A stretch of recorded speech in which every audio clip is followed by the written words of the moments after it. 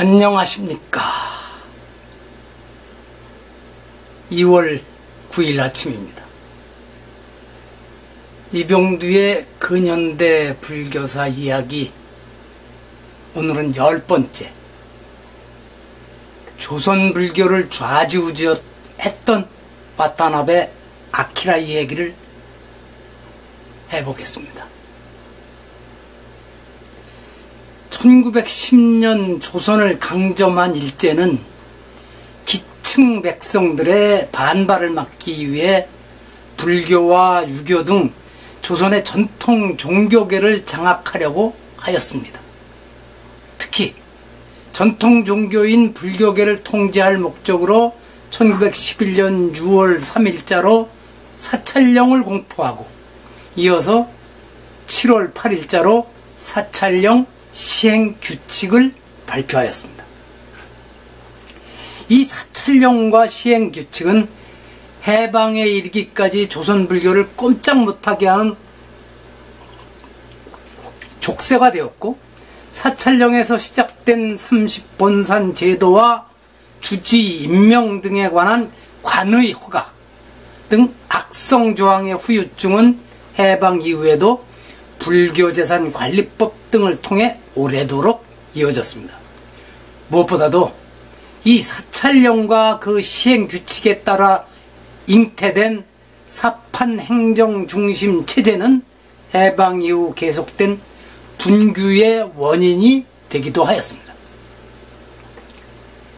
아무리 식민지 치하였다고는 하지만 조선불교 전체의 운명이 달린 이 사찰령을 위반하고 실행한 인물이 총독부 내무국 사사계 주임에 지나지 않았던 와타나베 아키라였던 점도 우리를 슬프게 합니다.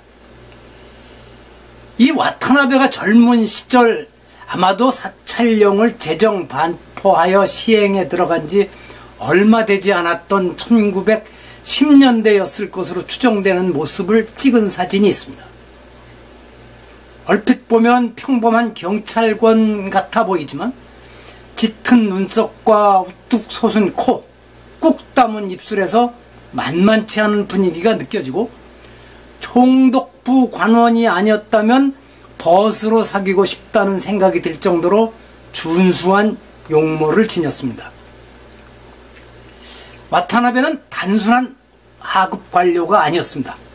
그는 총독부에서 종교, 특히 불교를 담당하는 관리로 재직하는 점을 이용하여 은진의 미륵에 관한 연구, 진어 묘준 대선사의 천화 적사, 한글 제작의 공로자 논문을 조선 불교 총보 등에 발표하고, 1928년에는 전북 김제 금산사의 생생한 모습을 담은 금산사 관적 도보를 편집, 출간하는 등 학자로서의 면모를 보이기도 하였습니다.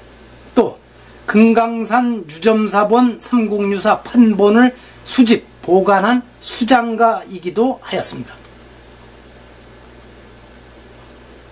한편 동아일보 1922년 1월 13일자 기사 임원선고 의론을 보면 사찰령이 제정 시행된 지 10년이 지난 뒤에도 그가 당시 불교계의 문제에 개입하는 정도가 매우 심하였고, 이에 대해 본사 주지들이 정식으로 항의하지 못하고 흥분한 채 비통한 심정을 억누를 뿐이었던 안타까운 정황을 알 수 있습니다. 이 기사에 따르면 1월 11일 오후에 열린 30본산 주지회의에서 임원선거 문제로 의견이 분분하다 파행에 이르자 당시 조선 총독부의 종격과 직원이던 와타나베가 직접 개입하여 주지와 젊은 승려 중심의 유신 회원들을 모아놓고 해가 져서 등불을 켤 때까지 전후전말을 조사하자 회장은 비통한 기분이었고 대중은 흥분하기만 할 뿐 어찌할 줄 모르고 있었다고 합니다. 이런 식으로 조선 불교를 좌지우지했던 와타나베 아키라가 어느 날 갑자기 행적을 감춘 뒤 조선뿐 아니라 만주와 일본 등 어디에서도 그 자취를 찾을 수 없게 되었습니다. 저는 와타나베도 영화 아라비아의 로렌스에 등장한 로렌스 소령과 같은 일본 군부의 첩보장교가 아니었을까 하는 추측을 해봅니다만 아직 확인할 길은 없습니다. 총독부 종격과 하급 관료가 본사 주지들을 상대로 마음 놓고 협박을 할 수 있었던 이 슬픈 현실은 해방이 된 뒤에도 오랫동안 별로 바뀌지 않아서 문공부, 현 문화체육관광부죠, 종무실의 과장에게 조계종 총무원장이 불려가는 일이 비일비재하였던 것입니다.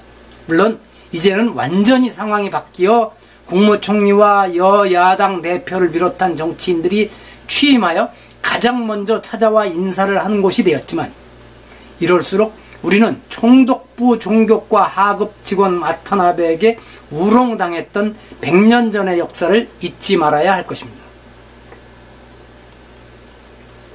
과공비례, 지나친 겸손과 공손함도 예가 아니지만 당당함과 의연함을 넘어 오만해지는 것은 더욱 좋지 않다고 생각합니다. 예의에서도 중도가 정답이 아니겠습니까?